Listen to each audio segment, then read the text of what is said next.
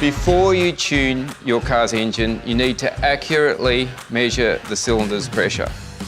To do this, you need a compression tester like this one from Repco.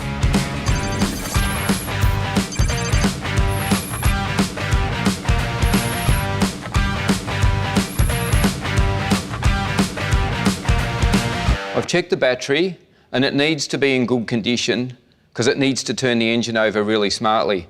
The engine's warm, it needs to be warm. A cold engine gives us an inaccurate reading. Remove the spark plug leads or coil packs, then using a spark plug socket and drive, remove all the spark plugs.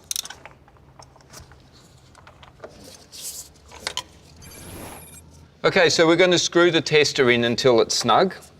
And once it's snug, we're going to get a helper to turn the car over 4 or 5 times.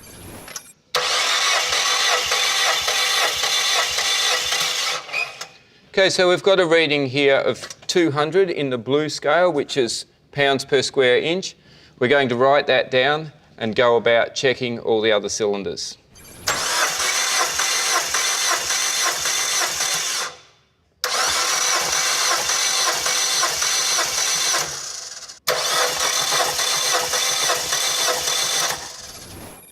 As you could see, one of the cylinders is way down. This engine's going to need to be pulled apart and fixed. Now, when you're checking your vehicle, check the manufacturer's specifications for the readings that you need to see on here before you start. And in the event that you see more than 15% variation between cylinders after you've tested, the engine's going to be like this one and needs to come apart. A compression tester is mandatory for testing engine condition. And a tester like this one will hold you in good stead for a long time. It's very accurate and good quality.